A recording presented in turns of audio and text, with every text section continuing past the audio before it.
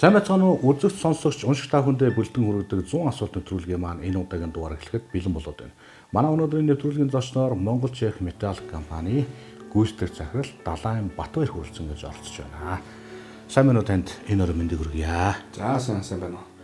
За юуны өмнө бидний урилгыг хүлээн авч нэвтрүүлэгт маань хүрэлцэн ирж оролцож байгаа танд маш их баярлалаа. За баярлалаа. Бас намайг хүлээж авч урилга авч барилцлагандаа оруулж байгаад бас их баярлалаа. За сайхан аварж байна уу та? Сайхан аварж байна. Та сайхан аварж байна уу? Сайхан аварж байна. Ажил төрөл нь тавтаа сайхан байна уу? Ажил төрөл тавтаа сайхан байна. Та онд минь тарган тавтаа орсон уу? Тарган сайхан орлоо.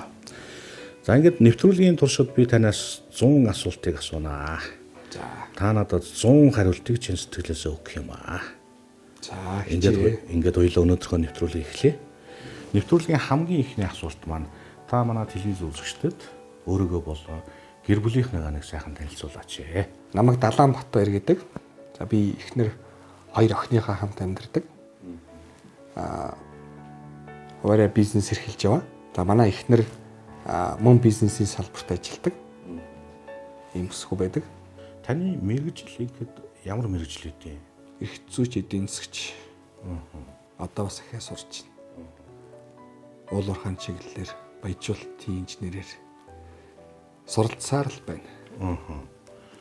Та ч Чех улсад оюутан байсан билээ шүү дээ.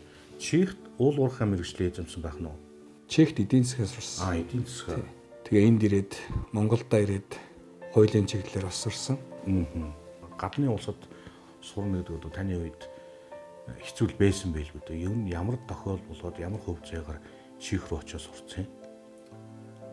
Монгод дээд сургууль сурж байгаа явсан. 3 дугаар курсээс явсан. Тэгээд багын найзтайгаа хамт нэг ангид 10 жилийн сургуульд нэг ангид байлаа.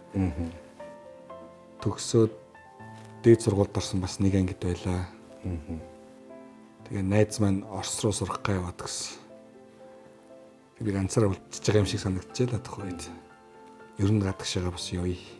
Суралцъя гэж бодоод тухайн Англи руу виз өгөөд хүсэлт гаргаад тэгээ виз гараагүй. За тэгээд тухай чинь бас санхүүгийн бололцоо энэ төр бас хэцүү шүү дээ. Тухайд бол Герман болон Чех улс чинь сургалтын төлбөргүй байсан. Тэгэл яг Чех явж таарсан. Гадаад улсад оюутнаас сурч байсан Монгол оюутнуудын хувьд дурсамжтай сайхан зүйлүүд байдаг баха. Таны хувьд одоо ялангуяа Чех улсад сурч байсан юм байна. Оюутан авахаа дурсамжаас оролцож та.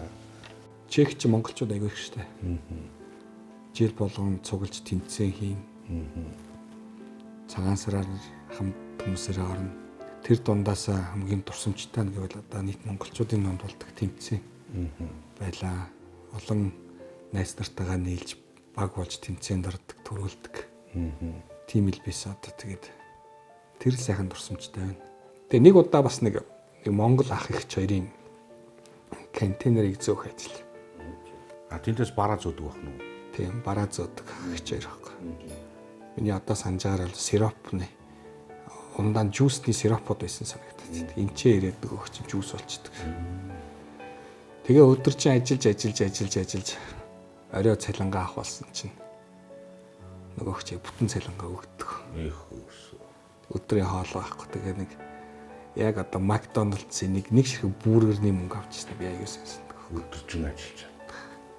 Мөн Чех-нд ажилласан бол цалингаа өгөх лээсэн багт. Тийм дээ албан ёсоор нь тэр нөгөө хөдөлмөр зуучилдаг агентлагаар нь ороод зүгээр ажиллаагаа явцсан бол илүү цалингаа аваад элдв маргаангүй явчих гэсэн байхгүй. Тэгжсэн санаа. Муухай Монгол зам байна да. Яг Монгол хүнтэй жоохон хатаа байдаг шүү дээ. Одоо ч гэсэн ер нь Европ руу монголчууд их байгаа. Тухайд ч одоо миний санаж байгаагаар социализмын үед гэх юм уу та үйлдвэр камнатын ялангуяа гутлын үйлдвэрийнхэн их явдаг байсан. Тэнд ч одоо гөрүүлийн үйлдвэр, гутлын үйлдвэр одоо юуны ч үйлдвэр байдаг байсан. Тэгээ ер нь бол оёдлын үйлдвэр. Монголчууд их нэр хүнд сайтай. Ягаад гэвэл оёдлыг сайн хийдэг. Ажилд сайн эрэмгий, төвчээртэй. Учраас монголчууд их нэр хүндтэй. Үйлдвэр эзэд нь ч гэсэн монголчууд их ажиллуулах дуртай байдаг гэж сонссон. Одоо бидний сайн мэдж байгаа Mercedes-Benz гэх машины өрүүлийг их ойдог. Уг нь Германы машин байгаад байгаа шүү дээ. Германы машин. Гэхдээ Германы машин гээд бүх юм Германд хийгдэн гэсэн үг биш байхгүй. Хамгийн гол нь Герман нэр л багт. Гол зүйлүүдээ мэдээж ноу хау, гол технологи нь бол уурах тархин Германд байгаа. Таныг Чехэд оюутан байхдаа Canon тоглосон Canon-да нөгөө Джеймс Бондын нөгөө хамгийн сонирхолтой ангич ямар юм бэлээ? Casino Royale. Casino Royale. Тэр нь тоглосон гэж сонсч ирсэн юм байна. Ер нь ямар тохиолдолд тэр мундаг Canon дараа тоглолч вэ? Чех ч нөөрэө кино урлагийн их түүхтэй, чадвартай салбар байхгүй Чехт хөгжсөн салбар. Тийм учраас Америкийн Холливуудаас Европ тэр дундаа Чех улсад ирж кино хийхээр их төсөв багтаа гардаг. Зардлаа хэмнэх зорилгоор Европын орнуудад ирж кино хийдэг байхгүй. Тухайд олдож байгаа ажлуудад, оюутнуудад олдож байгаа ажлууд чинь хамгийн үнэлгээ өндөртөө кинонд тоглох, олонхын дүр бүтээх байсан. Тэг олон зуучилдаг агентлууд ихтэй. Тэрэнд нь бүртгүүлчихээр за ийм дүрүүд биш шүү. Пробонд орох гэж ярьдаг л тий.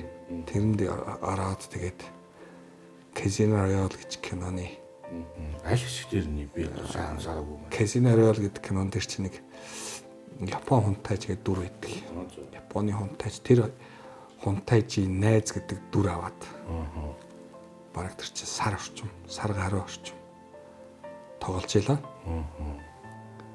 Тэгээд яг одоо нэг томгийн тод гарч байгаа хэсэг нь бол нөгөө казинод ингээд покер тоглож байгаа нэг хэсэг байдаг. Тэрэн дээр их гарна. Япон хүний дүр өвчтэйсэн. Япон хүний дүр. Монгол хүн болохоор тэгээд нөгөө Аз хэмжиндээ одоо яах вэ тэгэл. Тий. Европ учраас тэнд байгаа одоо ховор төрх нь Аз төрх байхгүй. Тийм. Мөнгө төргөн гайгүй. Арай гайгүй тухайн үедээ бол арай гайгүйсэн. Дунджаас хамаагүй дээр.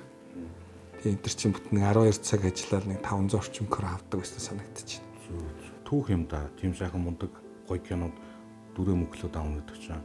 Одоо тэгээд хүмүүстэй хаяа уулз сууж байгаа л нөгөө бичлэг энэ YouTube дээр байгаа шүү дээ. Тэр бичлэгээ харуулахаар та мөн үү гэдэг. Өдний шилтэй залууч байж. Залуухан тий. За гадаад орн сурж байгаа оюутын ч одоо амьдрал ахуйгаа залахын тулд ингээд одоо жишээ нь Canon дүр бүтээгээл одоо явж исэн байх нь. Гэхдээ таны оюутан байхдаа хийж исэн ажлуудаас одоо хамгийн сонирч юм уу, хамгийн хачирхалтай ч юм уу тийм ямар ажил хийж вэ? Canon-оос ондоо.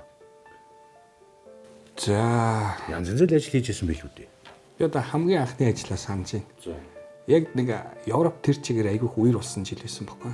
Хэдэн он бэ? 2000 он юм болоо. 2003 4 он ч гэж магадгүй шүү. Тэгээд нөө яг байрнуудын нэг давхар тэр чигээр ингээд шавар болцсон маш нарийн ширхэгтэй юм шавраар дүүрсэн. Нэг үертэй шавартай ус ингээд урсаад орсон. Урсны гараад өнгөрч байгаа шавар нь үлдчихэж байгаа шүү. Тэгээд тэр шаврыг зөөх ажилласан байхгүй. Тэгээд гараар зөөн байшин учраас техник орох боломж байхгүй учраас. Тэгээд ингээ маск зүүж байгаа л орж байгаа. Тэгээд нөө нарийн ширхэгтэй шорооч нь масканда шүүхдэг шууд хамарлаа орж байгаа. Тэгээд тэр үеэ маск гэж одоо ямар ойлгохтой юм байх вэ? Тэгээд нөө 8-ын бетоноор зөөж 2-8-ын бетон дүүртэл шавар хийгээл зөөхөрсөн нөгөө чинь бараг 10-20 кг байсан баг гэж бодсон. Дийлэхгүй нөгөө. Тэгээд 7 хоног ажилласан ерөөсөө санаанаас гардаг.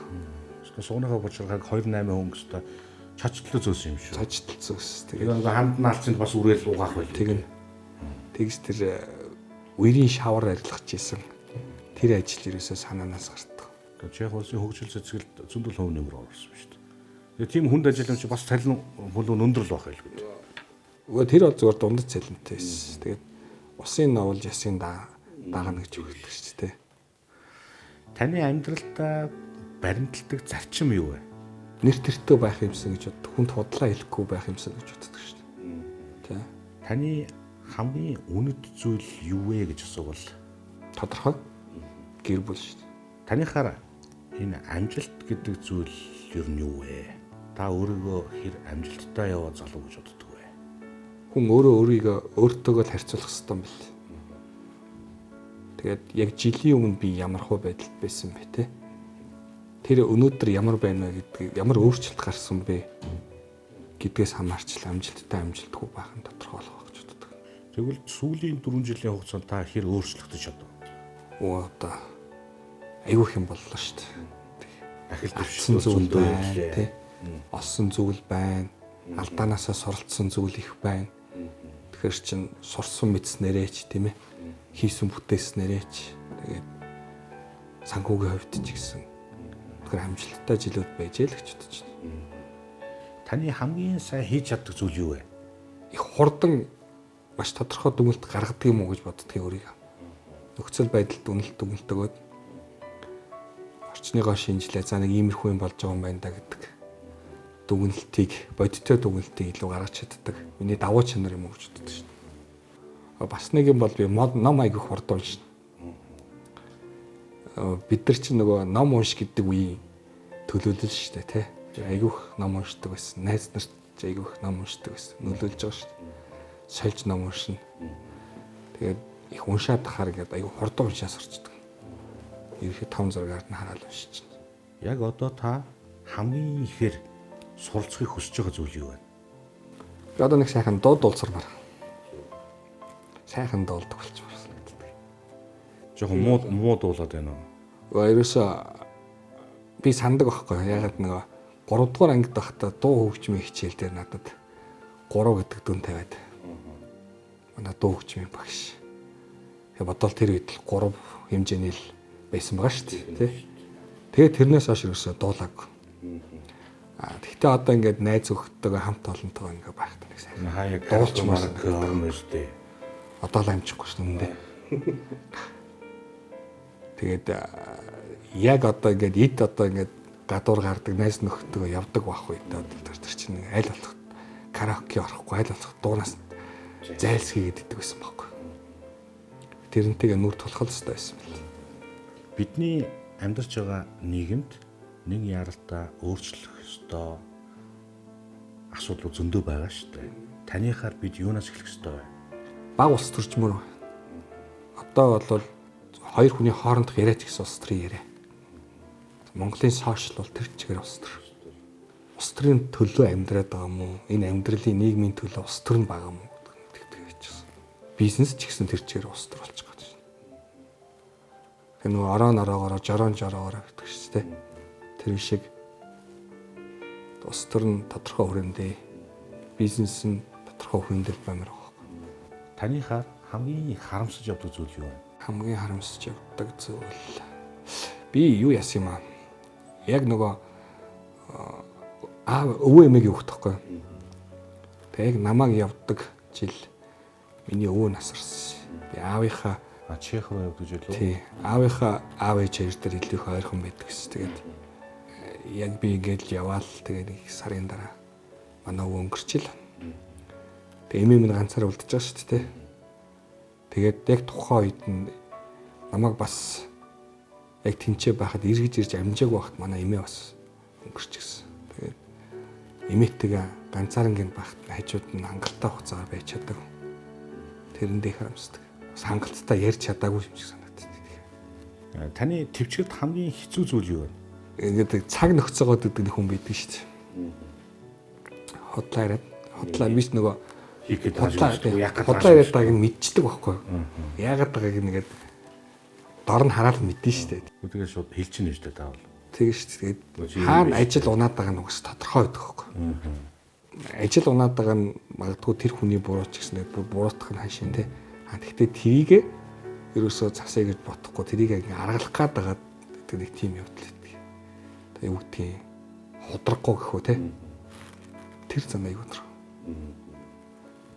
Таны амьдралд тохиолдож байсан хамгийн том челленж сорилт юу байсан бэ?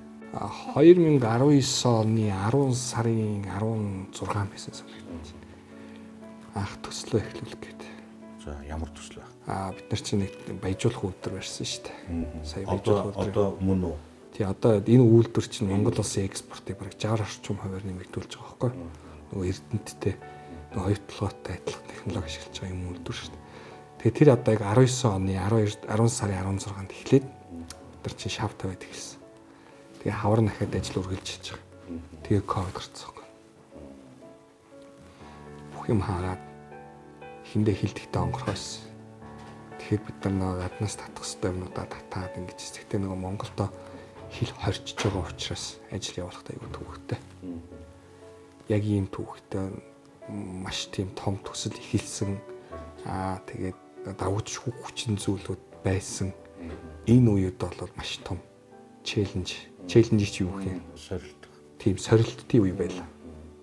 Тэгээ ковид дууссан манай үйлдвэр дууссан. Хичнээн сайн төлөвлөж байгаа ч гэсэн тэр байгалийн гэдэг юм уу тэр давж хүчин зүйлийг төлөвлөх, тэрнээс сэргийлэхэд ямар ч боломжгүй байхгүй. Зөв нэг жишээ гэх чинь бид нар чинь бараг 30 гаруй машин том сэндвич авч байгаа шүү дээ.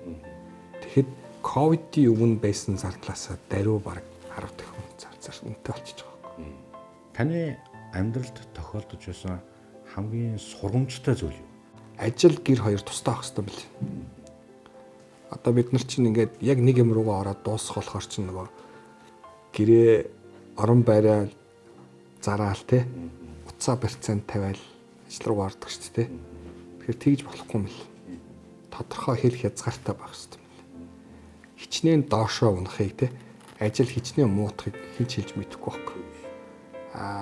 Тэгэхээр ямар ч тохиолдолд өөрийнхөө энэ орон байрны гэр бүлийнхаа энэ аюулгүй байдлыг эрсдэлд оруулж болохгүй. Загтаа байх хэрэгтэй. Загтаа байх хэрэгтэй. Ажил бол ажиллаараа гэр бол гэрээр байх хэрэгтэй.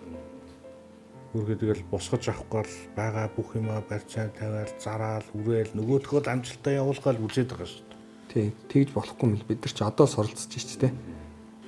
Чех улсад боловсрол эзэмшээд эх орондоо ирлээ. Таны ажлын анхны гараа Уулуурхан компанид ажилд орж илаа. Тэр үед чинь Hi-Fi гэдэг нэг юу байсан санагдаад. Тэгээд тэрнээс нэг ажлын зар харж байгаад л бичээд явуулсан чинь. Шөнийн 2 цаг үед би бичснээ санаад байгаа. Тэгэхэд маргааш өглөө 8 цагт над руу ирээд бол хүний нөөцөөс ирж ийн гэдэг. Тэгэл ажилд орсон айгу хурдан. Одоо санддаг явах гэх тэр яг Монгол улсаас нөгөө анх удаага экспортод гарч ирсэн тийм бүтээгдэхүүн байсан байхгүй. Ямар бүтээгдэхүүн? Циолит гэдэг юм биш. Тэр нь юу вэ? Циолит гэдэг нь нэг тийм элсийг орлуулдаг бас нэг тийм эрдэс бодис аахгүй. Монгол бас айгүй хэмжээгээр өгдөг. Тэр нь Аз ч их хэмжээтэй л дээ. Тэгээд бас их олон төрлөөс зөв ашиглаж чадах юм бол боловсруулж чадах юм бол бас их олон төрлийн сайн үр нөлөөтэй юм эрдэс бодис байхгүй. Тэгээ энийг монголоор гаргах гэсэн Монголд код байхгүй. Хятад руу оруулах гэсэн чи хятад гайлын код байхгүй. Энийг ямар бүтээгдэхүүн бэ гэдгийг мэддэг хүн байхгүй гэсэн үг байхгүй тэр чи. Энийг одоо ямар тарифаар та юу татвар авах юм те тэр нэр нь байхгүй. Тэгээ би баг 2 сар ирээл байж ирсэн санддаг. Нөгөөдхөө гаргах гал. Ах тийм ажил хийж ялаа. Таны энэ амьдралаас олж авсан ололт юу вэ? Тэр хийсэн бүтээсэн зүйл минь одоо миний ололт юм болов. Та дотны найз нөхдийнхөө юуг нь илүү үнэлдэг вэ? Одоо би ч бас цөөхөн найзтай. Одоо хүртэл ярьдаг байхгүй. 20 жилийн өмнө ч ярьж исэн, 10 жилийн өмнө ч ярьж исэн, одоо ч ярьсаар. За цөмөрөө нэг сайхан нийлж байшин бариад бүгдээрээ нэг хаалганд амьдрандаа гэж ярьж исэн байхгүй. Нэг дор амьдрах нэг дор амьдрах гэдэг байхгүй. Тэр яри одоо хүртэл байдаг. Тэдрийг одоо хүртэл ярьдаг байхгүй. Тэрөөсөө биелүүлээг. Одоо хизээ нэг байшинд орно. Одоо мэдгүй одоо зөв тэр ярьдаг тэр сайхан нөхөрлөл байдаг. Ягаад тэгэхээр ярих сайхан биш тийм үү? Амьдрал гэдэг чинь өөрөө хамгийн амар амгалан тэр цаг үе шүү дээ. Тэгэхээр энэ амар амгалан цагаа хамтдаа өнгөрөө гэсэн бодол байгаа байхгүй. Тийм биш цаана нь тий. Таны амьдрал дээрх энэ амьдрал дээрх баатар хэм бэ? Өөрөөр л авдаг. Тийм миний аав. Танд тусламж авах гэж хандаж байгаа хүмүүс ба шүү дээ. Тэр хүмүүс ер нь голцоо ямар тусламж танаас хүсэж байх юм бэ? За ер нь сүүлийн үед бол дандаа зөвлөгөө авдаг ус. Тий. Ийм үед явах, тийм үед явах вэ? Тэгээд би бол хайл болох бүтэх талаас нь ярих гэж үзэлтэй бас шууд жингэх ёстой, тэгэх ёстой гэж болохгүй хэлж байгаа байхгүй тий. Тийм учраас иймэрхүү алдаа гарч ирсэн. Наанаас ч одоо ийм үр дүн гарч болно. Энэ дээр нь болгоомжлох ёстой ч гэдэг юм тий. Тиймэрхүү их зөвлөгөө өгөх гэж байна. Энэ амьдралынхаа туршид тийм ээ. Тийм бусад хүмүүст бас нэг жоохон ч гэсэн цаг хугацааны явд хэмнэл бас зүгээр шүү дээ. Би түрүү хэлсэн шүү дээ. Монгол хүндээ хатуу байдаг. Гадныхан бол тийм шиг ялангуяа хятадууд Японч нэг айгүйх тусал. Сайн ах нар нь дүү нартай айгүйх тусалдаг байхгүй. Монголчууд бол одоо нэг оны ялгаа гэж гардаг шүү дээ. Ах нар нь дүү нартай айгүйх хатуу байдаг. Эргүүлээд өөрсдөө хатуу мөртлөө дүү нараасаа ахын хүндлэл хүлээгээд байдаг байхгүй. Ах шиг ах байж эргээлээд дүү нар нь хүндлэн шүү дээ. Таагүй өдрүүдэд таны сэтгэлийг юу засдаг вэ? Гэртэл өнгөрүүлэл сайхан. Тухайн үед тэнд бол одоо тэр байгаа тэр таагүй орчиндөө бол үр нөлөө гарахгүй тодорхой болчихл тээ. Асуудал шийдэгдэхгүй тодорхой болчихвол түр хаяад гэрлүүгээ явчихдаг л гэсэн. Тэгээд дахиад эргээд нэг ирэхэд бас нэг арай өөр гарц харагдана тээ. Элдв асуудалгүй гэр бүлтэйгээ инээж хөрөөд ингээд өнгөрөөж байгааг тэр мөчөд бол яг аз жаргал шүү дээ. Та ямар зүйлийг хүлээх ёстой гэж боддог вэ? Амжилт бол хурд ирэхгүй. Ямар нэг юм хийж байгаа бол тэр амжилтанд хүрэхийг нь хүртлээл ажиллаж явах хэрэгтэй. Юм болоо гэж боддог. Шууд өнөөдөр ихлэ маргааш амжилтанд хүрчин гэж барагтаал бол байхгүй. Юунд илүү бодиттой хандахыг хүсдэг та? Тэгэхээр хүний харьцаанд илүү бодиттой хандъя гэж боддог шүү. Магадгүй сошиал ертөнц байна тий. Эсвэл одоо хоолны харилцаач гэдэг юм уу тий. Эдгээр чинь яг бодиттой зүйл биш аахгүй. Яг одоо ингээд та битээр одоо энэ чигээ сууж байгаа энэ харьцаан дээр илүү бодиттой байх хэрэгтэй. Үнэн байх хэрэгтэй. Та хэр хинхэг хүн бэ? Хэрвээ тийм хинхэг зан чанар илэрдэг бол юун дээр илэрдэг юм бол? Би ингэсэн юм. Манай баг охин төрөх болоод шөнийн 4 цагт тахгүй. Тэгээд эхнэрийгээ суулгаж аваа гардаг байхгүй машинтаа суугаа гарсан. Улаан гэрлэн дээр очиж зогсцоо. Тэр чинь инстинктээр л болж байгаа асуудал ш. Нөгөө хүлээгээс ингээд ногоон гэрл асахыг хүлээгээ зогсчихдаг байхгүй. Хүн төрхөөд төрх. Тэгээд манай ихтер хажууд өвдөөд арилаад идэг. Тэгээд намайг яваач гэдэг. Өөч аргагүй шүү дээ. Эмэгтэй хүн өвдөж байгаа төрхөө өвдөж байгаа юм чинь. Тэгд тийм тохиолдол гарч ирсэн. Тэгэхээр би юу гэж одоо ингээ харж байгаа нэхэр ерөөсөө дүрм журм бол дүрм журм байх хэрэгтэй гэж боддог юм. Тэгээ энэ магадгүй одоо өвөө эмээ дээрээ өснөх юм болов яадаг юм бол нэг хинхэгтэй ч биш юм байна тийм ээ. Хинхэг гэж хэлэх юм уу да гэж хэлэх юм сайн мэдгүй нэ одоо зүгээр зогсоол дээр зогсож байгаа машин хүртэл ингээ нэг яг энэ зурсан шугамдаа зогсчмоор санагдаад байдаг. Тэгээ сүүлийн үед явах тэгээ бас бүх юм надаас хамаарахгүй бүх юмыг би одоо өөрчилж чадахгүй юм даа л гэж боддог болоод шүү дээ. Тэгэл зарим нэг зүйлтэй нь одоо эвлэрэл явахаас яах вэ тийм энэ хүний нэг юм чаа. 90 орчлонд чинь тий сайнта мунта орчлонд ч одоо тэгэл дасаж зохицол явах юм гарч. Сайнта мунтагаа нийлж байгаа л сав дүүрнэ гэж байгаа шүү дээ. Тэгээ байнга нэг юм улаан гэрл асдаг шиг юм анхаарлын гэрл асалт энд ингээл энд юм алдаа гарчлаа тэн тийм алдаа гарчлаа та гэл бодогдоод идэх шүү дээ. Таны сэтгэлийг хамгийн ихээр зовоодог зүйл юу вэ? Би чинь 87 онд 1-р ангид орж исэн. Баг багснаа сайн санаж байгаа шүү дээ. Картын барааны ямар биснийг мэднэ. Зах цухаас нь амссан. Оочор зогсож үтсэн. Талханд алдаж үтсэн үе байхгүй.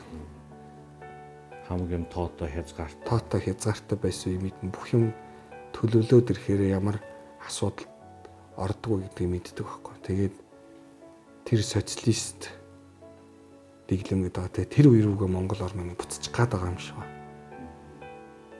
Арайч гайгүй хэлбэл гэсэн бодол үе төрдөг санаа зовоож байна.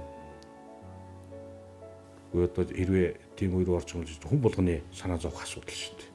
Ялангуяа бидний үеийн тэр үеийг туулаад өнгөрсөн хүмүүсийн хувьд бол тийм ээ ямар хэцүү байлаа та. Одоо тэгээ юм болгоныг л төр хийн гэдэг болцсон байна. Тэгээ хамгийн одоо сэрэмжлүүштэй нь юу гэхээр тэрийг хүлээж авч байгаа хүмүүс нь бас их байгаа даа байхгүй. Нөгөө нэг ингээд pop роо ус төрч нарыг те ярьсан юмыг нь хүлээж аваад байгаа хэсэг бас байгаад байгаа байхгүй.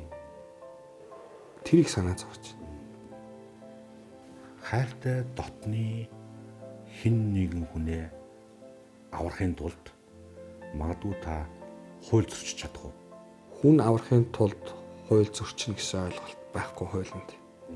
Яагаад тэгэхээр хэрвээ ямар нэг аюул тохиолдож байгаа болвол тийм ээ. Хэрвээ хин нэгэнд аюул зохиолдсон болвол тэрийг аврах ажиллагаа хийж болохыг хуулиар нь зөвшөөрсөн байна. Өөртөө туслах тий. Эсвэл аргагүй хамгаалт гэх байдлаар. Тэгэхээр энэ чинь хууль зөрчсөн үйл биш байхгүй. Магадгүй эрхцүүч хүн болохоор л ийм хариулт өгч байгаа хөөх. Одоо манай үед бол хайртай дотны хин нэг аврахын тулд юм хууль мөл цаашаа яаж игээл одоо аврамдаа би бол хувьдаа тийм л хариулт өгөх. Одоо тэгэл бах. Тэгэл яг цаг тулсан үед мэдээж юу болохыг хинж таашгүй шүү дээ. Хүн яг цаг тулсан юм дээр ямар хуу байдлаар хариу үйлдэл үзүүлж байгаа ч хүн болгоноор ялгаад байгаа. Нэр хүнд гэдэг зүйлийг та цөөн үгээр тодорхойлооч. Хийсэн ажил, явсан зам гэж би бодож байна.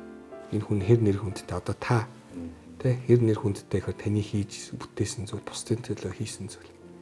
Таны үнэнч явсан, шудраг явсан зам. Тэр л таны нэр хүндийг тодорхойлох болов уу гэж бодож байна. Та ямар нэгэн зүйлийг хийж агаад бүр ингээд шантраад шалтаа боожсэн тохиолдол байна уу? Байл байх. Юм ер нь ямар хийх ёстой албатаач боли чорт. Хэрвээ байсан бол ямар тохиолдол вэ? Би бас барилга барьдаг шүү дээ. Тэгээд одоо яг тэр нэг барилга барьж ирсэн тохиолдлыг би сайн санаж байна. Би барилгын мэргэжилтэй хүн биш шүү дээ. Би зүгээр барилга барьж явсан юм шүү дээ бас. Тэгэхээр ингээд яг нэг 7 хоногт нөгөө хэдэн тонн материал орно те хэдэн төгрөгийн цалин тавина бүгд тодорхой байхгүй.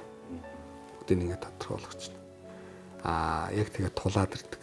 Нэг удаа бол яг нөгөө би яг нөгөө ажилчдынхаа цалин өгөх ёстой хугацаа алдсан байсан.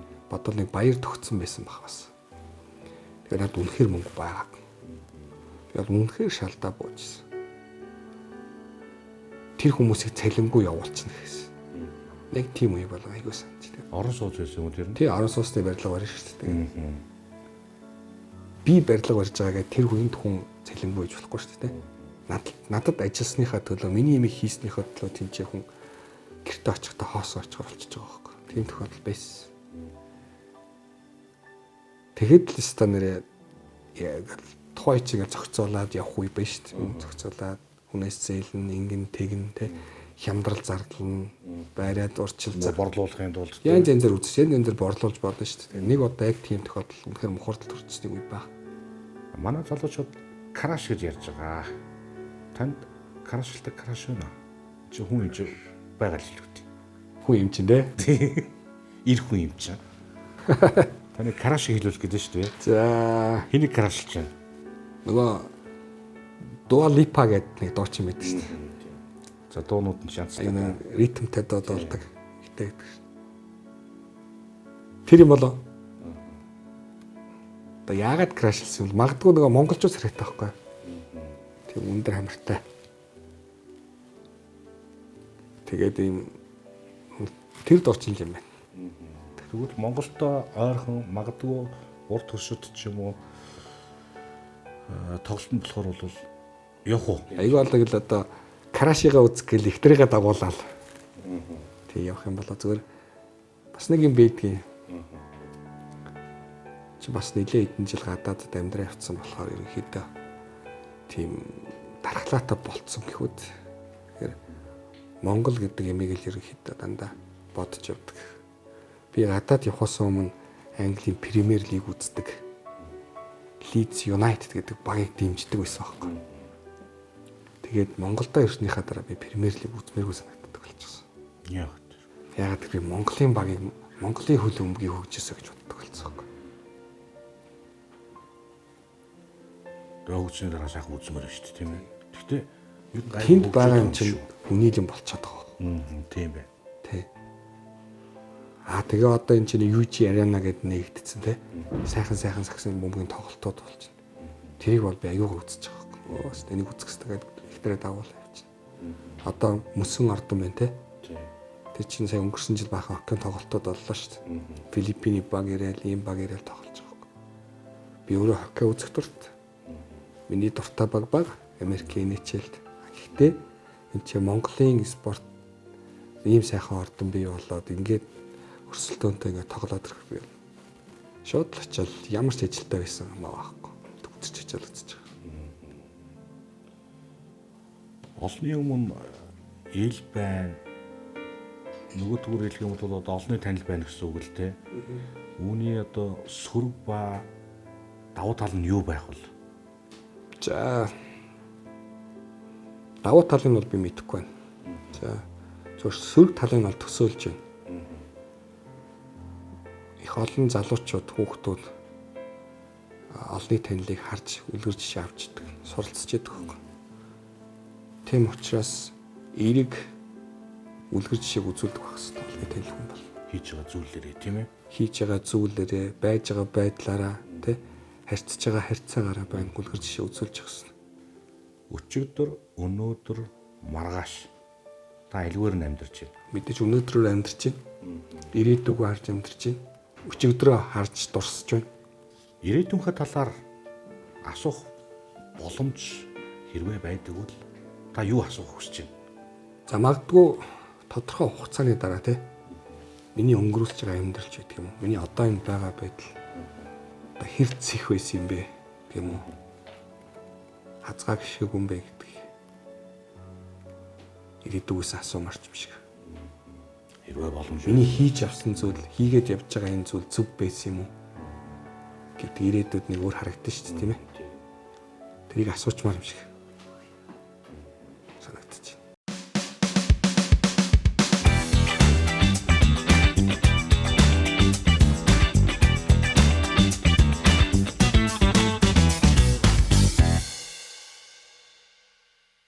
хүний хамгийн муухай зан чанар юу танд? Ходроггүй баг шүү дээ. Бидний нийгэмд зохицуулалт шаардсан ямар зүйл вэ? Үгүй Шийдвэр зохицуулалт байхгүй. энэ хотын төвчрээ байгаа шүү дээ. Тэ. Одоо бүр ингээд хотын төв рүү орохоос харширч байгаа шүү дээ. Яаж одоо тийш явна? Яаж машин барьж явна гэд хаширтал төвчрч шүү дээ. Энд чи хөөхөд тэгэл зохицуулах гал ядаад байгаа юм шүү. Дугаарыг хязгаарлаж гин, нэгдүгээрийг нэг явуулахгүй байна гэл. Уг зохицуулт хийгээл байгаа юм шүү. Энэ хизээний зохицуулт юм бэ? Тэ? Миний санаж байгаагаар бол баг 10 жилийн өмнөөс л дугаар хязгаарлалт санагдаад байгаа байхгүй. Дугаар хязгаарлаад асуудал шийдэгчдэг байсан бол одоо шийдэгчээр болно шүү дээ. Тэгвэл энэ замын төвчрөл, бүглэрэл гэдэг зүйлийг таныхаар ер нь яаж зохицуулбал аятайхан болчоор юм шиг харагдаж байна. Энэ зогсоолууд их байх ёстой юм л. Төлбөртөө Төлбөргөө. Манайхаас илүү нэгтрэлтэй, илүү их машинтай хүн амтай хотод байгаа шүү дээ. Нью-Йорк жишээлбэл тий. Нью-Йорк дандаа нэг урсгалууд байдаг байхгүй. 2 машин зөрөх нь айгүй ховор. Тэгээд нэг урсгалынхаа зам даваа машинууд зогсчихдаг. Төлбөрөө талаад. Нэг тийм. Бас нэг асуудал нь юу вэ гэхээр уулзварлуу орлоо шүү дээ. Ингээ гарахад яг нөгөө явган хүний гарц таардаг. Одоо өөрөө машин бариад уулзварлуу ороод баруун гарт руу ирэхэд яг энэ баруун гартлаар чи хүмүүс явж таардаг байхгүй. Тэр гарцыг тэр уулзварлуу ороод гарч байгаа тэр гарцыг маш хурдан шийдэх хэрэгтэй. Хүмүүс нь цуглуулж агаад нэг гарах жишээтэй тий. Тэгвэл уун цувуу ингээ нөгөө хүмүүс нь цувраад байдаг. Очоод зогсон шүү дээ тийм ээ. Тийм тэгэхээр ч одоо бид нар харж байгаас нь шон дээр нэг дардаг коноп бидэн шүү дээ. Тэр чи юу гэсэн үг вэ гэхээр цуглуулж агаад нэг гаргаж байгаа байдал байхгүй.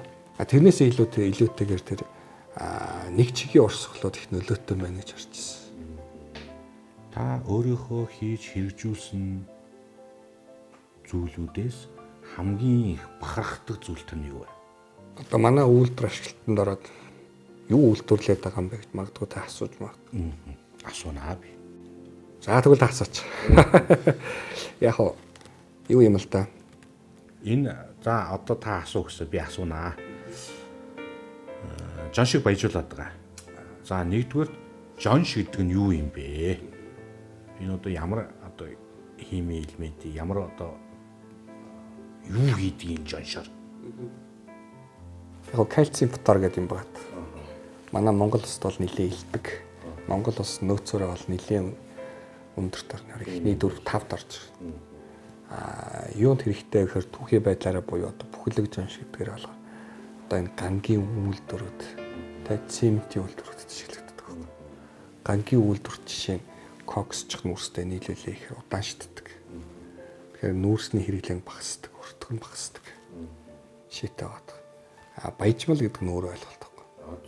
Энэ баяжмалыг бид нар энэ баяжмалыг үйлдвэрснээр Монгол улсын экспорт 60 орчим хувиар нэмэгдэж байгаа байхгүй. Ямар шаардлагатай юм гэхээр энэ одоо бидний хэрэглээд байгаа хөнгөн цагаан шүү дээ. Одоо энэ бол хөнгөн цагаан байхгүй. Энэ дотор аюу хөнгөн цагаан байна. Хөнгөн цагааны хүдэр гэдэг зүйлийг энэ баяжмалтаа нийлүүлж юм бол хөнгөн цагаан гарч байгаа. Нэгдүгээр хэрэглээ. Хоёрдугаарт нь болох юм бол одоо бүх хөргөх зорилттой химийн бодис бий болдог. Хөргөгчүүд бол нөө пирон гэдэг нь пирон гэж байгаа байхгүй. AIF-д арай өөр хэллэгтэй. Химийн нэр тэм арай өөр. Гуравдугаарт нь гэвэл одоо энэ батарейнууд шүү дээ. Одоо энэ цахилгаан машин, гар утас гэдэг юм уу те. Батарей орж байгаа энэ бүх үеийг яг батарейны чинь гол түүхийдүүдийн нэг байхгүй. Бидний батарейны хэрэглээ ихссэн учраас өнөөдөр энэ хайлуурж аншны баяжмлын эрэлт ихсэж байгаа. Энэ юг харуулад байна гэхээр урд нь бол эрчим хүчийг яаж бий болгох уу гэдэг дээр тэ яаж цахилгааныг гаргах уу гэдэг дээр энэ олуурхан түүхийдүүд чи гол хэрэглээсэн байхгүй. Тийм учраас нөгөө нефт тэ машин яаж хөдлөх үү? Эсвэл алтууд бол яг уу алтууд бол зөв үн цэнийг хадгалах гэж байгаа шүү дээ тийм үст.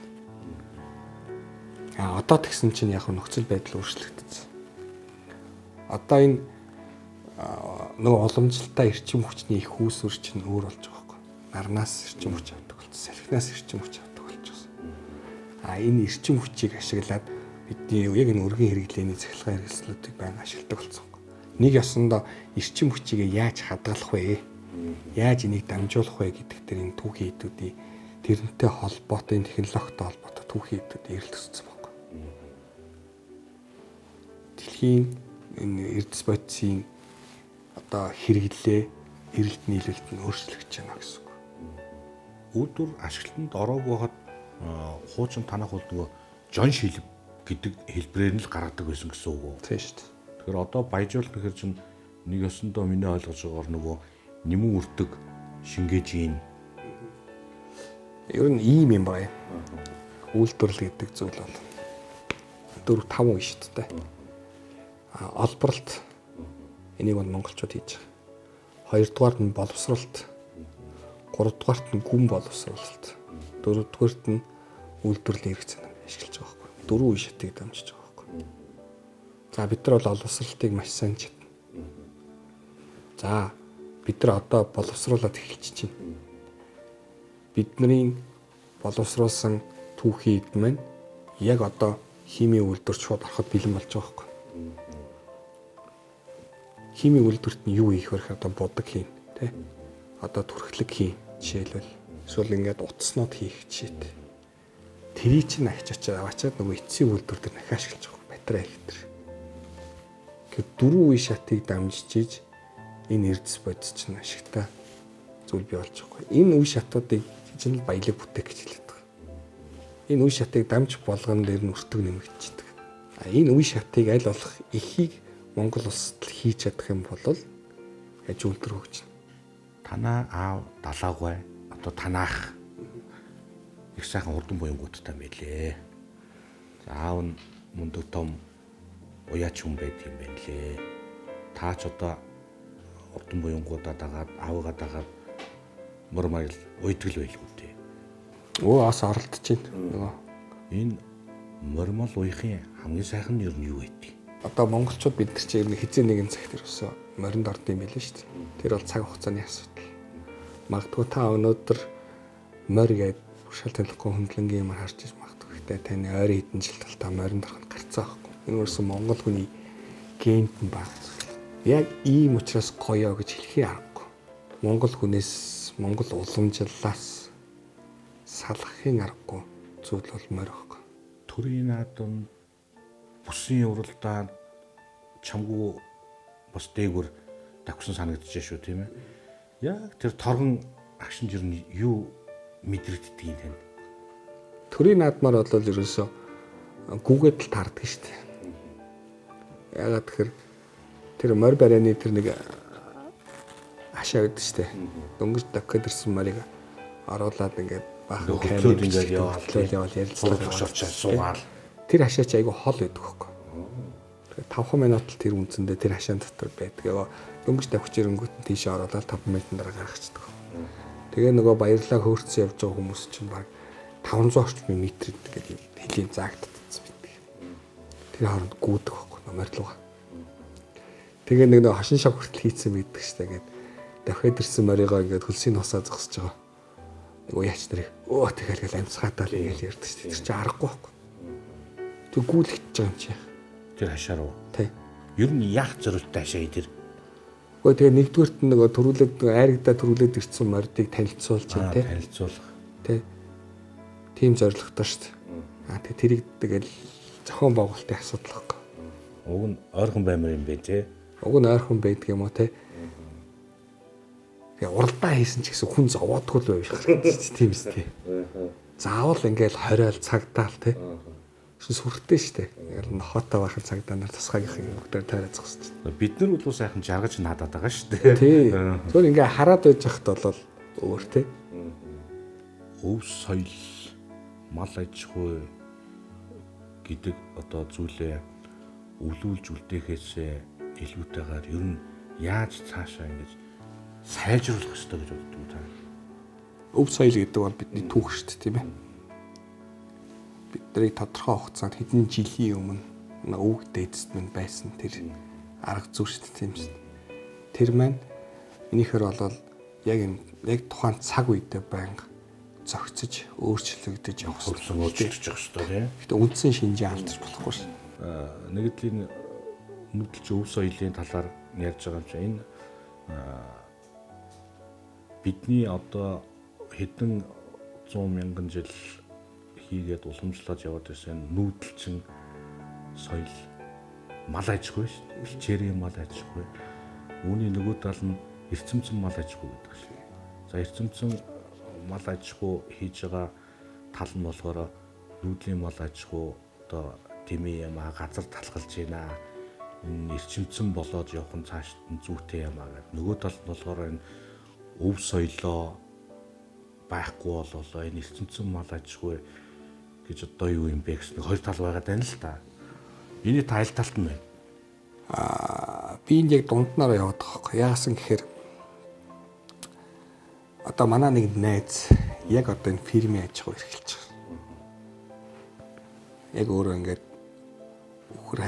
өөрөө үржүүлэг хийгээд хойно үржүүлэг хийгээд нөгөө илүү нугламтай хойно гэдэг чинь тийм. Сэлэн аймгийн Хушаад сумд. Тэгээд манай найзын зорилго бол тэр хавьдаа ингээд яг энэ үржүүлэг энэ фирмийн аж ахуй ер нь өргөжүүлэх зорилготой. Энэ одоо хиймэл аргаар гэж нэрлэхтэй. Энэ үржүүлгийг би танаар хийгээд. Ингээ мас өргөч чинь ингээд бүтцэд чинь өөрчлөлт гаргаад сайжруулад гэдэг. Нөгөө талд нөгөө манай уламжлалт манай одоо мал аж ахуйтай иргэд маань тийм баггүй зөвхөн надад нэг бохогч. Тэг хаашаа суугааддаг. Яг ийм зааг дээр би ингээд хажуугаас хөндлөнгөөс нь хараа байж байгаа. Тэгэхээр яах ёстой вэ гэхээр бид нэг тодорхой хариуг олчих ёстой юм. Одоо энэ хөд аж ахуйн сургууль нь тий эрдэм шинжилгээний байгууллагууд. Тэгээ яг энийг хариуцж байгаа одоо янз бүрийн төрийн бас байгууллагч үү, төрийн байгууллагууд баг, агентлаг байдаг шин. Эдгээр нэрээс яг тодорхой хариу гаргах хэрэгтэй байна. Та энэ бол болох юм байна. Мэдээлэлгүй учраас тэр бас сууч нөгөө хуучтайгаа зууралдаад байгаа байхгүй. Энээс илүү юм байж болох юм а гэдгийг мэдхгүй байгаад байгаа учраас өдийг хүрсэн тэр арга барилтгаад байгаа даа. Буруутах арга байхгүй шүү дээ. Яг ингээд одоо туршилтын хийгээд те арга барилыг тодорхой болгоо. За ингээд явах юм бол эдийн хувийн өөрчлөлт гарах юм байна. Эдгээр тодорхой олчвол хүмүүс аваад хэрэглэн шүү дээ. Амар амгалан илүү хялбар болгохын тулд хүн болгонд байх шүү дээ. Яг нөгөө тэгээд хамгийн гол нь одоо энэ баахан академиуд чинь юу хийгээд байгаа те. Энэ олон сургуулиуд чинь юу хийж байгаа юм. Таны далууга бас уулуурхай мэрэгчлээ хүн юм байлээ. Тийм ээ. Тэгээд одоо энэ Монгол Чих металл гэж компани байна шүү дээ, тийм ээ. Энэ зах зээлийн одоо хүнд хэцүү үед нь л бас аваад явж исэн юм билээ. Зах зээлийн хүнд хэцүү үед бол энэ төрөмж үйлдвэрийн газрууд бол ер нь хэцүү л байсан шүү дээ. Энэ хэдэн оны тухайн үед одоо тийм хүнд хэцүү байсан үеийн та сайн мэдв үү? Ер нь багсаар мэднэ. Яг дунд нь орж ажиллаж байгаагүй ч гэсэн аавыгаа яаж хичээж байгааг те тэр хамт олно ингээд аваа явчих гэж яаж энэ компани ашигтай ажиллуулчих гээд зүтгэжсэн нь бол маш сайн мэднэ. Яг энэ одоо л эрэлттэй болчиход байгаа энэ жонш чинь тухайн үед хүн таадаг болсон байхгүй. Баяжуулах үйлдвэр болгоё гэдэг санаа нь танд яаж төрсөн юм? Яг энэ чинь ингээд тодорхой хувь ингээд баян хаягдаад үлдээд идэх байхгүй. Ажиллаж гиснээс хойш тодорхой үлдээл юм гэсэн. Яг ингээд дангаар нь тэрийг ингээд ашиглахад бол эдийн засгийн үр ашиггүй хэсэгч үлдчихдэг байхгүй. Тэрий чинь баяжуулж боловсруулж иж нөгөөсөө өртөг нэмжиж зархаас өөр арга байхгүй. Тийм л зүйл. Ерөөсө цаг хугацааны явц хизээвэл гэдэг байсан болохоос ерөөсө ямар нэгэн байдлаар үйлдвэр барихаас өөр шийдэл байгаагүй л гэсэн. Үйлдвэр барихт чинь овоо хэр хэмжээний мөнгө төгрөг шаардлагатай болно л. Тэрийг босгоход хэр хэцүү бай. Амар хэцүү. Ягаад 2010 онд тий Чимбэрэгдэг хаас 2019 хүртэл явсан гэдэг чинь санхүүтэй холбоотой.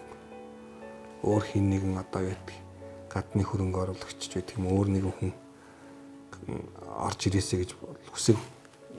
Тийм учраас 2010 оноос хойш яг энэ санхүүжилтийг босгож гоод тий. Гэхдээ ингээд хувиа зарах хэмжээгээр биш, арга барилаар биш. Баг хүүтэй мөнгө зээлдэг юм уу? Ямар нэгэн байдлаар ингээд яваад байсан. Бид нар чинь нэг хооронд чинь бичиг цас боловсрол сурж байгаа шин. Монголоос бусад газар аягүй их мөнгө байгаа. Тэд нар боломжийг хараал хүлээгээ сууж байгаа. Хаана сайн нөхцөл байна? Хаана мөнгө өсгөх боломж байна? Тэр нь ороод доктортойгоо мөнгө ингээд байж шүү дээ. Ажиллах. Тэрийг бид нар тэр хүмүүст итгэл үнэмшил төрүүлээд бид хамтарч ажиллах тий. Тэр болтол нь бид нар бэлдэх хэрэгтэй байхгүй өөрсдөө. Тэн дээр заавал ингээл хувь аваал ингээл ороод ирэх гэж тийм сонирхол байхгүй. Тодорхой хэмжээний хувь аваад гараа авчих тохиолдол байна шүү дээ. Одоо Европын сэргээн босголтын банк гэж банк байна шүү дээ. Тэд нар бол одоо яг нэг байгаль орчинд ээлтэй тийм төслүүдийг санхүүжүүлдэг байхгүй. Санхүүжүүлсэн хөрөнгө оруулалтаа эргэж нөхөгдтөл нь тэр тухайн төслийн тодорхой хувийг эзэмших. Жишээлбэл тийм зарчмаар ажилладаг баг жишээтэй байна. 2 жил юм уу 3 жилийн хугацаанд санхүүжүүлэлээ 2 юм уу 3 жилийн хугацаанд тодорхой хувийн эзэмшлээ. Оруулсан хөрөнгө оруулалт нь нөхөгдлөө. Хувийг буцааж өгөөд за одоо ингээд нээс цааш өөрөө яваарай. Гэт ингэж ажилладаг бас банк байна гадны. Мөнгө хөрөнгө босгох чамгуул одоо том ажлын ард гарсан юм байна. Одоо энэ дотоодын банкнуудаас зээл инээдрээ авсан юм байна уу? Гэхдээ тэгээд яг ковидын үед таарсан учраас яг анх босгосон мөнгө маань хүрэхгүй. Нөгөө 2 жилийн хугацаанд чинь маш их зардал өндөрсөж байгаа байхгүй. Хил хагаал нам болцгочээд. Тэгэхээр чи яалтж байхгүй дахин санхүүжилт хэрэггүй. Монголын банкудаас авч л таарч шүү дээ. Яг хөө ихэнх хувийн банктай холбогдох нь уу? Үгүй хөгжлийн банктай ч одоо ямар шугамар холбогддгийг тэгээд би бол хөгжлийн банкнаас зээл авч үзсэн. Ямар нэгэн тендер авсангүй. Тэгээд арилжааны банктайгаа арилжааны шугамаараа бизнесийн зээл аваад юм хийгээл явсан.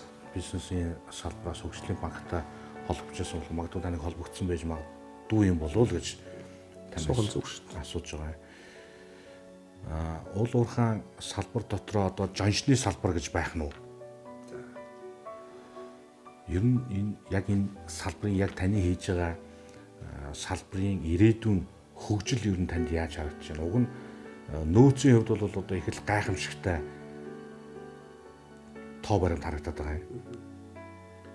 Энэ нэг яг дэлхийн хөгжилтэй ихт холбоотой байхгүй. Бид нар ч одоо дэлхийн автгаа болчлоо гэж яриад байгаа шүү дээ. Тэгэхээр дэлхийн хөгжил нь өөрөө хаашаа явж байгаа гэдэгтэй л холбогдож ирдэг. Нэг хэсэг бол одоо жишээл нүүрсэн дээр 2030 он гэхэд 2036 он гэхэд нүүрсний хэрэглээ байхгүй болох юм байна. Эрчим хүчийг бид нар нүүрсээс биш өөр зүйлээс авах юм байна гэж ярьж байсан. Энэ нөгөө Орос Украины дайнаас өмнө шүү дээ. А одоо бол тэгсэн чи эргээд нүүрс рүү орчих жишээт. Яг тэрнтэйгээ адилхан бас яг энэ жаншны хэрэглээ магадгүй батарейны технологи өөрчлөгдөж болно. Арай өөр юм гараад ирж магадгүй тий. Тэрийг таашгүй байхгүй. А мэдээж энэ салбар дээр бол маш олон төрлийн технологийн туршилтууд зэрэг явж байгаа. Тэгээд цаг хугацаатайгаа тий эдийн засгийн хувьд ямар хуу байна, цаг ууртайгаа хэр зөгцөж байгаа нь тий хэр хэрэглэхэд хялбарын гэдгээс хамаарал юм технологиуд өөрчлөгдөж болно шүү дээ. Одоо хамгийн том худалдаа авагч нь ямар улс орн байт юм бол? Ер нь бол яг одоо энэ аж үйлдвэр хөгжсөн орн болгон одоо энэ манай баяжмлыг хэрэглэж байна. Гэхдээ бид нар бүр ингээд одоо далайн цаадахыг харах шаардлага байхгүй. Яагаад гэвэл яг урд талд чинь дэлхийн хамгийн том үйлдвэрлэгч, хамгийн том хэрэглэгч хятад ч юм шүү дээ. Бид нар хамгийн сайн ханган нийлүүлэгч болох боломжтой байхгүй. Танах олборлолтоос боловсруулалт руу үйлдвэр чинь шилжсэн байна. Түрүүн та эцсийн бүтээгдэхүүн гэж одоо тэр бүр хэлийн цаана бүр тэр цаана улс орнуудад хийгээд байгаа шүү дээ. Ер нь та ямар амбицтай байгаа вэ? Эцсийн бүтээгдэхүүн үйлдвэрлэх тал дээр. Яг одоогоор бол би нэгдүгээрт нь яг энэ эрчим хүчнээс хараад бас олчмаар байгаа байхгүй. Тэр бол миний тэргүүн зорилго. Нэг ясандаа нөгөө байгалийн буюу нарны эрчим хүчийг ашигладаг болчмоор байгаа байхгүй. Одоо төвийн бүсийн эрчим хүч доголдлоо ямар нэгэн асуудал болоод доголдлоо гэж бодъё л дээ. Үйлдвэр унтрах нь шүү дээ. Тэгэхэд одоо үйлдвэр зогсчихоор байгаа байхгүй. Тэгэхээр нарны эрчим хүчийг ашиглаждаг, ашиглаа цаашаа ажиллаа хэвээ ажиллаж идэг тийм болчмоор байна. Нэгдүгээр асуудал. Хоёрдугаар асуудал нь юу гэхээр манай үйлдвэрээс чинь ингээд барилгын материалд хэрэгтэй юм түүхэд их гарч байгаа байхгүй. Нөгөө хаягдлуудаас нь гэсэн үг. Хаягдлаас нь гэсэн. Тэрийгээ яг ингээд барилгын бүтээгдэхүүн болгочмаар байна. Жишээ нь ямар бүтээгдэхүүн бол? Блок шүү дээ. Одоо макийн блок гэж гарч байгаас тэр шиг юм блок гарах боломжтой байна. Тоосох хийж болно. 3 дугаарт нь юу вэ гэхээр химийн үйлдвэр болох боломжтой болчихсон гэсэн үг шүү дээ. Нөгөө миний түрүүний яриад байгаа хүн боловсруулах үйлдвэр гэж яриад байгаа. Тэгжиж л ер нь ингээд алхамар хөгжил ирдэг юм байна лээ. Шууд ингээд дээшээ хөгжиж явчихна гэсэн тийм тохиолдол түүхэнд байхгүй. Үйлдвэр чинь орон нутагт одоо үйл ажиллагаа явуулдаг юм чинь нийлээд цөөнгүй хүний нөөцийн хувьд бол орон нутгаас авч ажиллуулж байгаа бах тий. За энэ бол нийгмийн хариуцлагын нэг тал байхаа. Яг тэр оршин байгаа орон нутгтаа нийгмийн хариуцлагын хүрээнд ер нь танай компани ямар ажлуудыг хийж хэрэгжүүлсэн бэ? Нийгмийн хариуцлагын гэрээ гэж ер нь тэгээд компани болгоно хийдэг. Орон нутгатаагаар. Тэр бол маш зөв жишээ тогтцсон. Манай компани хувьд гэх юм бол яг одоо оршин байгаа сумынхаа хогдын асуудлыг шийдэх, халуун усны асуудлыг шийдэх, төв цэнгэлтгийнхын асуудлыг шийдэх гэх мэтлэнгээр ингэж жилдээ гэж тохироо явж байгаа. Тиймэрхүү ажлуудыг хийгээд нөгөө зам харилцаан дээр нь бас туслаа тий. Орон нутгийн замыг нь бариад өөрсдийн өрөнгөөр гэсэн үг ш нийгмийн. Тийм шүү дээ. Одоо өөрсдөө л хийж шүү дээ. Тэгэхгүй тэгээд өөр хийх боломж байхгүй шүү. Нөгөө талаараа тэр орон нутг нь яг тэр өөрт байгаа тэр төсвөр хийх ямар ч боломж байхгүй. Бид тэр үүрэг байхгүй. Та орон нутагт дуулуурхан салбарт бизнес эрхэлж байгаа хүн. Бизнес мөн байна шүү дээ тийм ээ. Энэ төр ингээд бүх зүйл рүү бизнес рүү ороод ингээд төр өөрөө ингээд бизнес хийж байгааг та өөрөө бизнес өнөө хөвж яаж харддаг вэ? 100% эсрэг байдаг. Ягаад гэвэл төрөөрөө байх хэрэгтэй гэж боддог. Төрийн хийх ажил бол мундахгүй их. Бодлого боловсруулах хэрэгтэй. Уйлаа батлах хэрэгтэй. Уйлаа гаргах хэрэгтэй. Эсвэл одоо маш олон төрлийн халамжийн асуудлууд байна шүү дээ. Тэдрийг бүгд нь хэрэгжүүл явах хэрэгтэй. Төрийн маань өөрийн мөн чанар нь бизнес хийх мөн чанартай биш байхгүй. Бизнес гэдэг чинь асар хурдан шийдвэр гарч явах хэрэгтэй.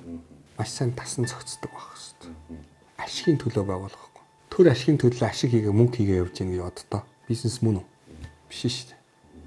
Тийм учраас би төрөөрөө байг, бизнес нь бизнесээрээ байг, төрөн зохицолтыг нь хийгээ яв гэсэн ийм л байр суурьтай. Улс их орны хөгжлийн хурдсгуур нь юу байгаасаа гэж та боддог вэ? Бизнесийн орчин маань өөрөө эрүүлж хэрэгтэй байдаг. Одоо бол эрүүл биш байна уу? Одоо бол аюул төвхтэй байхгүй.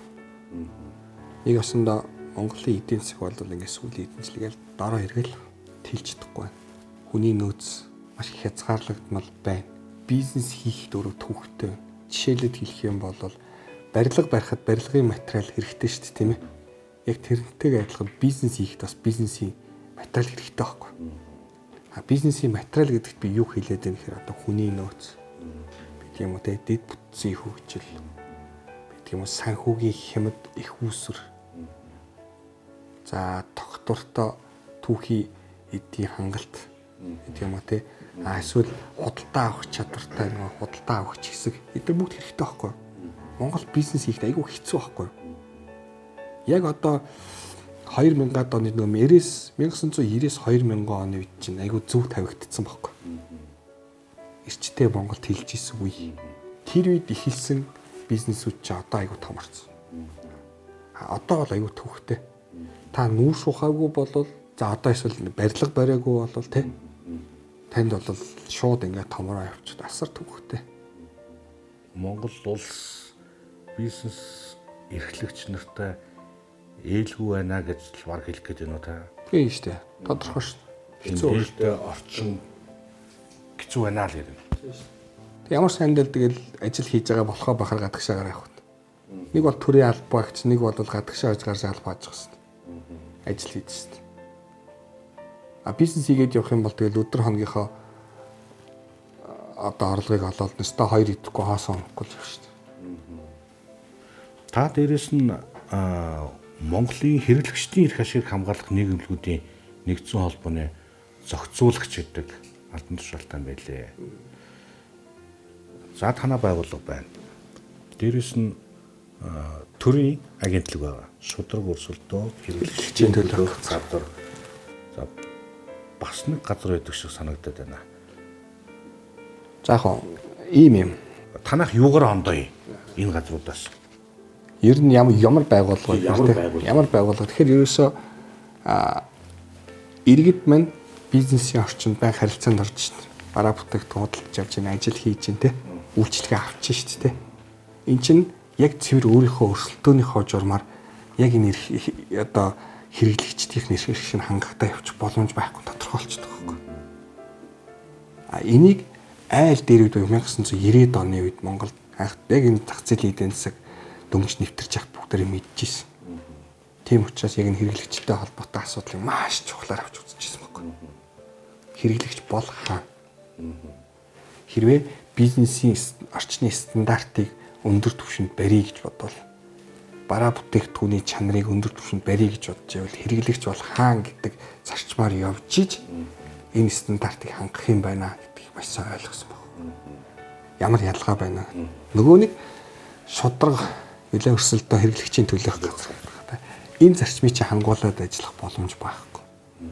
Хүн болгонд бизнесийн салбар болгонд хурж ажиллах боломж байхгүй. Төрийн агентлаг учраас нөгөө нэг олгогдсон дүрмийнхөө хүрээнд, хуулийнхаа хүрээнд л бичиг цаас хийхээс гарахгүй болчихж байгаа. Юм болгоныг төр хийж чадахгүй. Гадны улсуудад яаж ийм ихээр ерөөсөө төрийн бус байгууллагууд эрх үүргийг олгоод тэдрээрээ дамжуулаад нөгөө иргэдийнхээ хэрэглэгчдийнхээ эрх ашигыг хамгаалчихж байгаа байхгүй. Бүх юмыг ингээд л аваадах ямар шаардлага байхгүй л гэсэн. Одоо бол эрхэн зөрчигдсөн хэрэглэгч сошиал нийгмийн сүлжээнд л одоо гомдлоо тайлдаг болсон байна. Үнээс ч өөр арга байхгүй юм биш үү? Бидний Тийм шээ. Тэгэл нэг сайн пост бичиж өгөөл, нэг лайв хийж өгөөл.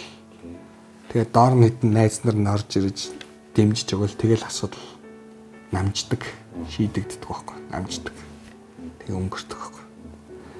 Тэгэхээр энэ айгүй олон жижиг маргаанууд гарч идэг. Энэ дунд те тэр болгоныг нь шүүхээр яваач ч юм уу шийдэх боломж байхгүй. Энэ олон маргаануудыг чинь ингээд зохицуулах боломж байхгүй. Тэгэхээр яаж энэ дээр бидний хэрэглэгчдийн эрх ашиг хамгаалах вэ гэхээр яг юм бие дасан юм платформ байх хэрэгтэй юм. Одоо нөгөө та хэрвээ санаж байгаа бол нөгөө санал хүсэлтийн дэвтэр гэдэг нэг юм байдаг шүү дээ. Зарим нэг хуудснууд нь урагдсан. Баах юмч танах сайхан байгуулах шүү. Танах хүн сайн шүү. Анаа шүүмжил байвал тэр нь алга болцсон байх ч гэдэг юм тий. Тийм бие даасан юм үнэлгээний одоо мэдээллийн датабаз байх ёстой юм бэл. Тэгжээж бид нар хаана ямар алдаа гарч ийн, хаана ямар чанартай чанаргүй зүйлсүүд байна гэдэг мэдээлэл авчих хэрэгтэй. Мэдээлэлтэй байна гэдэг чинь сонголттой байна гэсэн үг байхгүй. Сонголттой байна гэдэг чинь үнэхээр сайн байгаагийн сонгож чадж гин гэсэн. Сайн байгаа нь тэр зах зээл тэр бизнесийн орчинд тогтож үлдэх боломжийг нь бий болгож байгаа байхгүй. 100 асуултын нэвтрүүлгийн маань энэ удаагийн дугаар инхүү өндөрлөж байна. Манай өнөөдрийн нэвтрүүлгийн зочноор Монгол Чех Металл компани гүйцэтгэх захирал Далайн Батбаяр хүрэлцэн ирж орслоо. Та бүхэнтэйгээ дараагийнхаа нэвтрүүлгээр эргээд уулзлаа. Түр баяртай.